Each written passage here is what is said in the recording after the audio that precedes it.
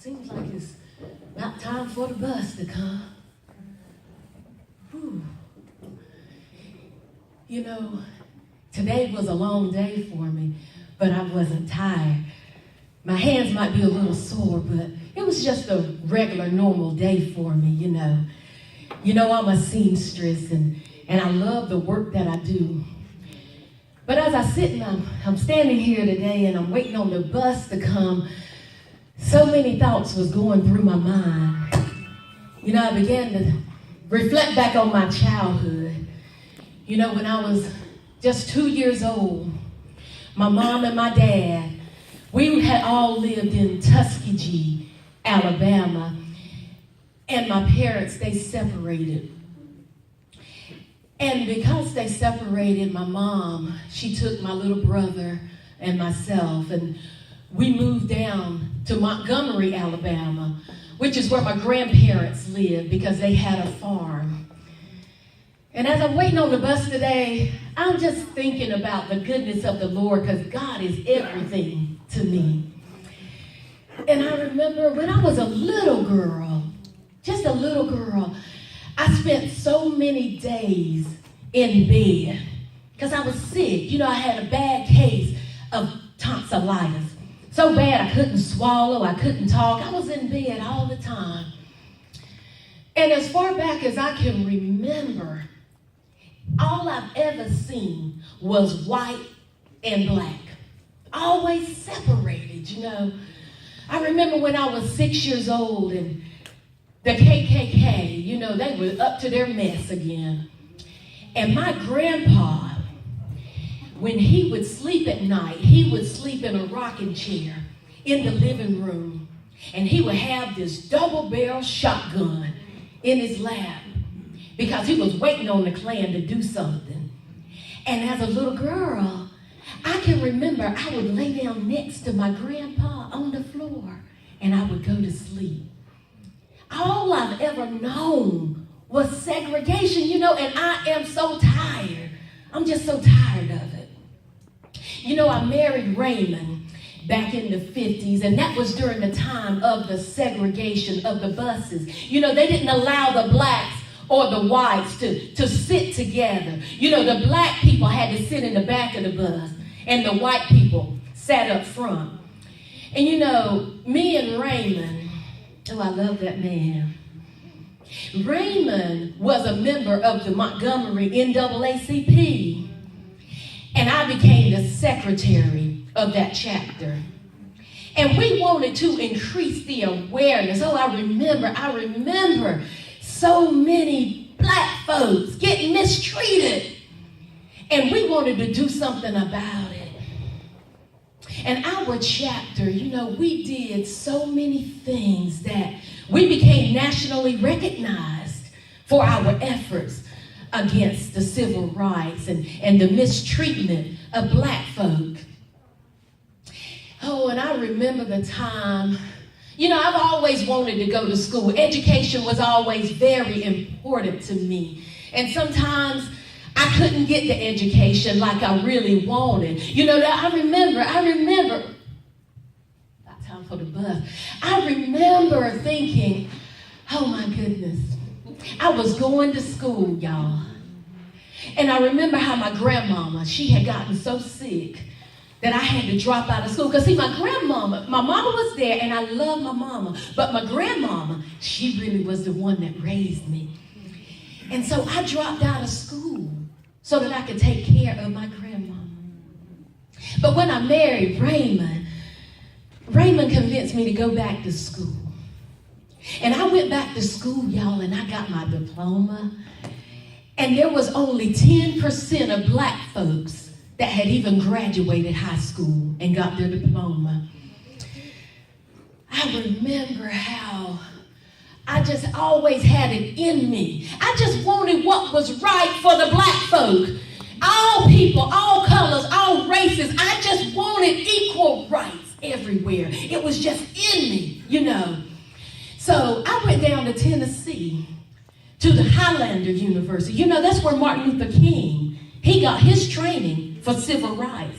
activism. And a lot of the famous civil rights leaders, they all went down to Highland University too. And I went down there and I got more training in civil rights because I just wanted what was right. You know, I was so tired. I'm just tired of us being mistreated. And every day when I get off work, you know, I catch this bus. Let me tell you about one time when I caught the bus. There was this bus driver. Oh my goodness, how could I forget? Oh my God.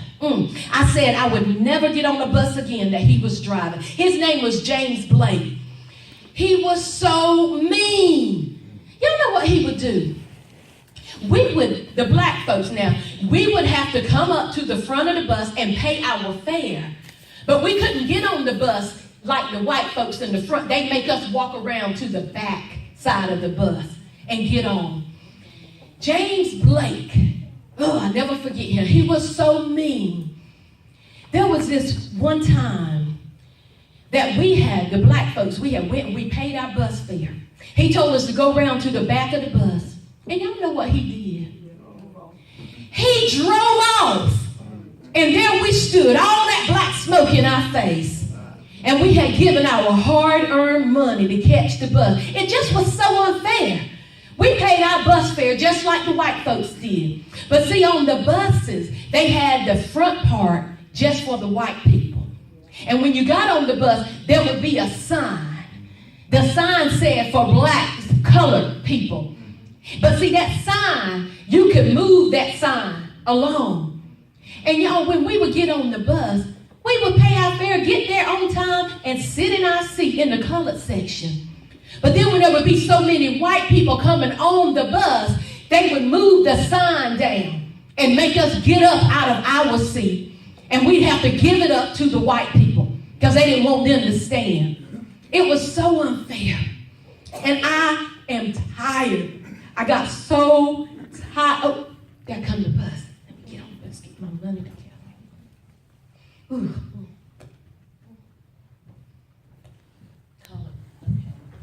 So I took the first seat in the colored section row.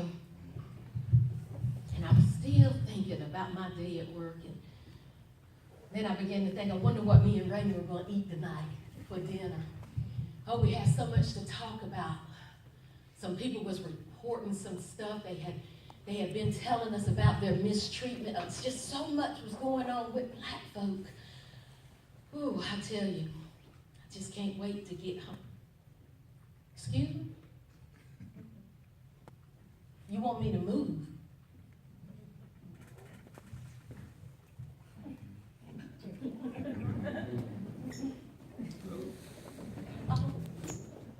Those empty seats and you want me to get up out of, see, this is, I know God is my everything. Stay peace. You don't have to get out of character or anything. I looked up, y'all, and all of a sudden, I looked at the bus driver that was talking to me. Did y'all know that it was James Blake? I didn't even realize that it was him driving the bus when I had gotten on because I had been thinking about so many things. I wonder if he remembered that time that he drove off. And all that smoke came in our face and how he mistreated us. I wonder if he remembers that. But when he walked up to me, y'all, I said, I'm not getting up today. Not today. I know there have been times that I got up, and there were people before me that had gotten up out of their seat because the white people would get on. The bus would be going. It would make additional stops. And more white people would get on the bus, and then we'd have to get up and move. And sometimes the bus would get crowded, so crowded. Do y'all know what they would do? They would drop some of the black folks off the bus, just so the white people could have the seats. But I said, not today. Not today. I'm tired of all of this segregation. Just because of the color of our skin. We can't help what color we are. You know, that don't make us any less than they are. I'm not getting up out of my seat today. Not today. No. Not today.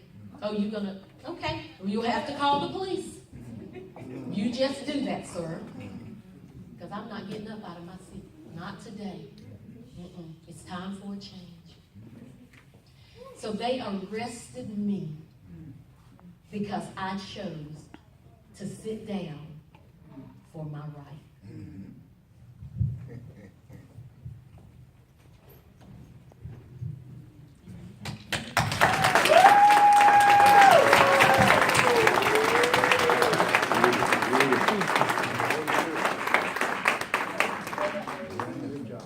Thank you, Eldris Gathers. That was wonderful. That was powerful. Yeah. Thank you so much.